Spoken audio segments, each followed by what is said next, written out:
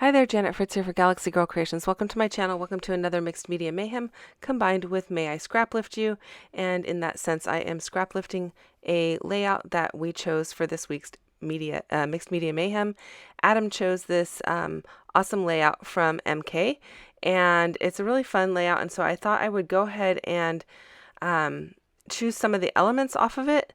So she's got a lot of circles going on. She's got that vertical line down on the left hand side, and then a small embellishment cluster up on the upper right hand side. And so I'm going with all of those things, but I am using 3 photos. So I really felt like I wanted to use 3 photos on this rather than just the one, because I wanted to capture just the different faces in these 3 photos, the different emotions, the playfulness, the love, and all that kind of stuff. So I didn't want to just cut it down to 1. I wanted to keep all 3, and sometimes that happens. I did print them at a smaller size, so they are slightly smaller than a 3x4, so they fit a little bit better on the page than if I had left them at the full size. They would have gone completely across the page. So that's a little tip for you. You can always print your photos slightly smaller and still get the overall effect of the photos and be able to see the beautiful pictures, but be able to use more of them on the page. And I print off of my selfie at home, and the selfie has the ability to print 4 photos on a page or 2 photos on a page, and the page is slightly smaller than a 4x6, so that just allows for that. And so I pulled out a bunch of the 49th and Market Spectrum Sherbet collection. I think I'm saying that right. I don't know.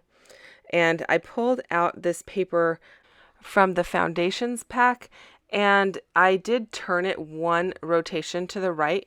So those little squares that are on the right hand side are normally at the top if you had the paper oriented correctly with the branding strip. And so I then pulled out I have the 12x12 set of rub-ons, and that is what I am rubbing on there. I really wasn't sure how much I would use the rub-ons, but I am really loving them. I've been using them quite a bit, and I feel like I might actually even have to pick up another set, but we'll see. I really thought that I wouldn't like them nearly as much as I do, and so yeah, I'm quite surprised and pleasantly surprised, because I thought, oh boy, what if I buy all these and I never use them? But here I am, I'm using them. So that smaller rub-on on the right hand side is from the smaller package of rub-ons, and then the large one making the vertical line is from the 12x12 pack.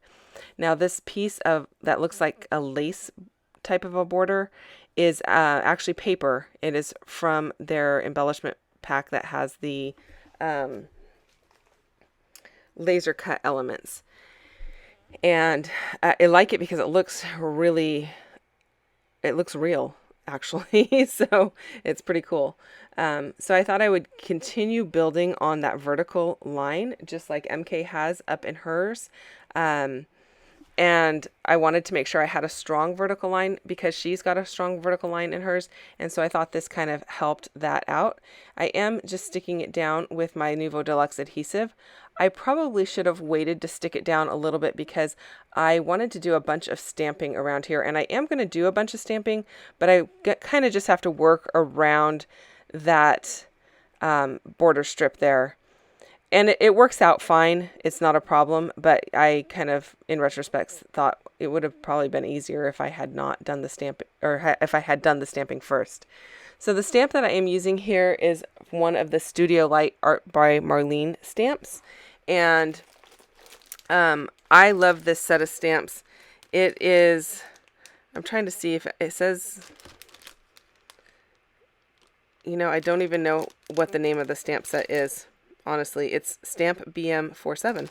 I'll put a link down below for you so that you can find it if it's of interest to you.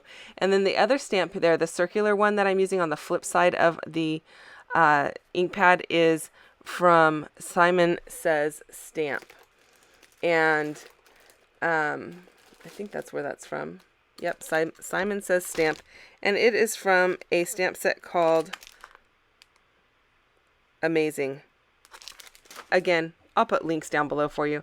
I did stamp them both in the black archival ink to begin with, and then I pulled out my Catherine Poolers in Twilight, and so I wanted something that was a little bit less bold than the black, and so I started stamping a little bit in Twilight, and then I pulled out Flame, Glitz, and Chasing Stars, I think, or Catching Stars. Catching Stars, I think is what that's called. And I am testing them right underneath where the photos is going to go because I want to make sure I get the right color. The Flame one was too dark, and the Glitz one, I believe, was too dark also. So I end up going with this other one, and I am stamping it off a little bit onto a baby wipe because I don't want it quite as dark as it comes out in the first generation stamping. And I think that helps quite a bit. So if your ink is a little bit darker than you want and you want things kind of like more muted in your background, just stamp it off onto a separate piece of paper or a baby wipe and then go with a second generation stamping, and you'll be happier probably with that image. So then I'm also pulling out some Catherine Pooler stamps, and this set is called Circle Party. Again, I'll link down below for the ones that I have, or for the ones that I'm using. Oh my goodness. And so I'm just pulling in a lot of circular elements because that's what MK has on her original, and I wanted to stay somewhat true to that in some respects. So again, I am using that same, I think it's called Catching Rays. That's what it's called. It's the Catching Rays ink from Catherine Pooler. And again, I'm stamping it off, and so doing my second generation stamping just to go ahead and get those circular elements in there. Now, when I do all of the embellishing, you're not going to see every single layer that is on here, but that's okay. That's just the way that mixed media is. You build it up from the bottom, and it all, comes together at the end. So there are the 3 stamp sets. Now that last one I just showed you, that is not all of the stamps. That's half of the stamps that go in that package. Funny story about that. My friend Janie, so shout out to Janie, bought 2 sets of those on accident. And so my other friend Lynn and I split the second set. And so I have half of it and Lynn has half of it. So funny little story. A nice benefit of having a friend that accidentally buys 2 sets. So thank you, Janie. And then I pulled out the Distress Oxide ink in Dried Marigold, and I'm stamping a little bit more in that just because it's a slightly different shade of orange with a different kind of finish on it. It's a little bit more of a chalky look because it's an oxide ink versus the more transparent look of the Catherine Pooler ink. I am going to back my photos onto some white paper. I'm just using coconut swirl paper because that's what I had handy. I am at a crop or at a retreat when I'm doing this. So that's what I've got and that's what I'm using. But I do want the bottom edge of it to be torn. So I did my best to tear it as close to the photos as possible without going under the photos. And so I just trimmed a little bit off the top so that the width of the paper or the height of the paper is only as tall as it needs to be for the photos. Now I pulled out more Distress ink and I am inking up the edges of that paper. I want to stay in that orange and yellow family. And so I believe I've pulled out some more Dried Marigold, and I think I'm going to pull out a little bit of Wild Honey, which is a little bit more yellow. That doesn't look like Wild Honey, does it? Again, I'll put the link down below. That might be dried mustard or mustard seed, actually. So I believe it is mustard seed. So, so I'm just going to ink those up, and hopefully it looks good with the colors that are on the paper in the background. I actually think it does look really good. And you may wonder why I chose those orange papers. And actually it is all MK's fault because she was with me at this retreat and we went through the papers together and I'm like, which one should I use? But really at the end of the day, in Noah's shirt, there is an orange stripe. So we are just pulling out that orange stripe that's in his shirt. His shirt has teal and orange in it. And because the sky is blue and his shirt is teal, the photos did not look as good on either of the teal or the blue paper. So we went with the oranges, and I really actually love the way that this turned out. It turned out so beautifully. a lot better than I ever expected it would turn out. So here I am pulling in the center piece of that same lacy looking edge that I put in that vertical piece. The part that I cut out of the middle underneath the photos is what I'm using in the upper right hand corner. So I didn't have to break into another package or anything. I just am using a little bit from that I cut off. This is a little orange stitched line that I'm adding, and when it is on there, it's very hard to tell that it's on there. I know it's there. I can see it when I look at it, but it's not like in your face. But again, that's how mixed media is. It's a lot of layers and a lot of little tiny details that you don't really notice individually, but overall they make a beautiful picture. And then I pulled out some paper glaze in, that is called Golden Rose. That's the name of the color. And I am using this really old stencil, which I think is actually still available. So again, I'll link that down below for you if you are interested in that. And again, in case you missed the ticker at the beginning, those will probably, most of those are going to be affiliate links. So I do get a little bit of a kickback if you do order through my links. It's not required. It is appreciated. But again, not required. So I am just putting a little bit through some of those circle stencils, and I'm using varying little sections because I don't, some of them I want large, some I want small, and I don't need a really clear coverage. You're getting the look of the circle, but it doesn't have to be a complete circle. And the thing I love about paper glaze is it goes on really smooth like butter, but it dries very quickly, which is very handy, especially when you're in a hurry. Not that I'm in a hurry on this one. I did pull out this little piece of paper that says Life With You is Amazing. That is also from the Spectrum Sherbet collection. I'm pulling out the acetate pieces in the Strawberry Lemonade pack. And I'm going to start building up some leaves here. I also did not think I would use the acetate nearly as much as I have. Acetate has always been something that I struggled with. But in this application, I really love it. I love it in the mixed media. And I think it comes out really beautifully. So I'm just kind of going through the leaves and the butterflies and pulling out what I think I'm going to use. I'm going to play a lot in that upper right hand corner with switching out which one I think I'm going to use based on the tone of the color and the shape of the leaves and the size of the leaves. As you notice up in the right hand corner there, I've also pulled out the washi tape. I thought I would use a little bit of that, but I don't end up using much of it on this particular layout. I think I end up using one little piece, but I don't end up using a ton of it. So here I'm just again playing with where I want to put these different elements and which ones are going to fit the best. I want to get the sizing right. I don't want my butterflies to be oversized. I want them to be kind of subtle and not really like the star of the show. So I am just kind of playing around with those. I also want them to be dark enough that you know it's a butterfly. It's not just another paint splotch on the paper. But I don't want it to be like the big, huge, dark one where that it draws your attention just to that spot. I will use my ATG gun just to attach the acetate. I find that works well. I haven't had any problem with it sticking.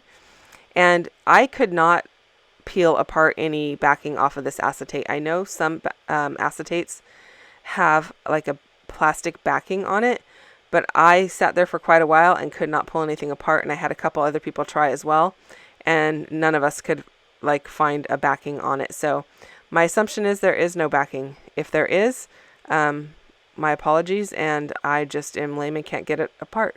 So we did try for quite a while and it didn't work. So now I'm just toying with whether I want that little bottom leaf to hang over the photo or not. And I thought I did, but then I'm going to add some labels and such right in that area. So I'm going to move that around just a little bit in a while here. And I apologize this video is so long. It did take me a while to do this layout, and I cut out as much as I could without like losing the actual process of the video. So bear with me. I wanted to attach my butterflies with my tiny attacher. So what I did was I pulled out my mouse pad and I opened up my tiny attacher like you would a stapler on a bulletin board, and I stapled them that way. And that way I could reach in as far as I needed to on my layout without having any issues. So if you have a tiny attacher, that is a really great way to use it.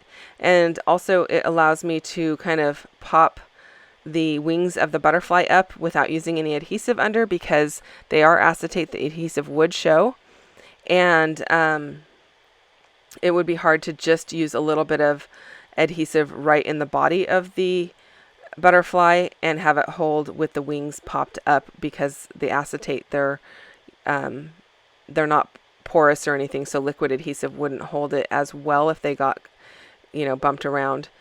I did have to go and straighten out the staples in the back. That's what I was doing there. And then I put a little bit of washi tape over them so they won't snag on another layout when I slide it into the sheet protector. And that's because the tiny attacher was stapled into the mouse pad, so the back side of the staples did not get turned under.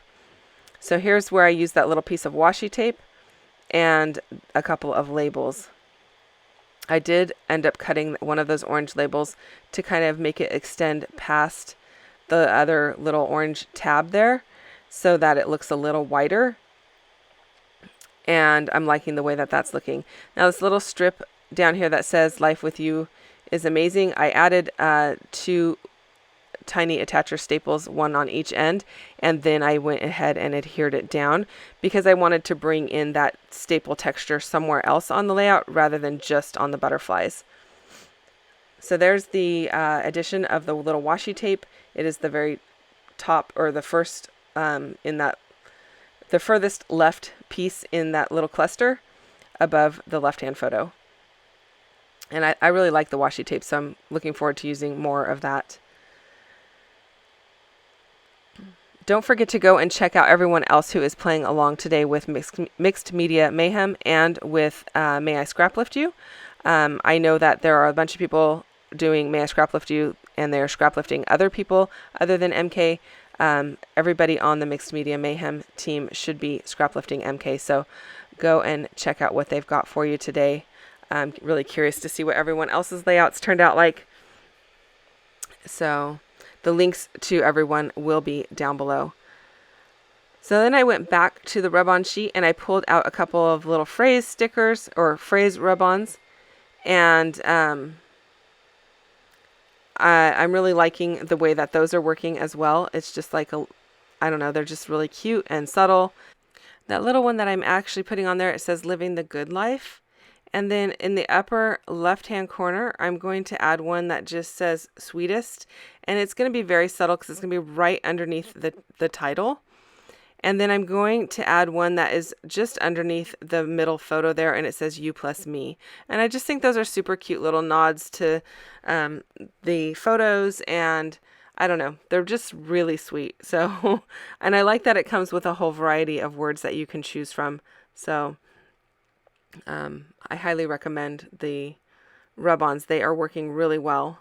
So I think the biggest issue people have with them is not all rub-ons are created equal, and in the past a lot of them have been so dry that it's really hard to rub them on, or impossible to rub them on.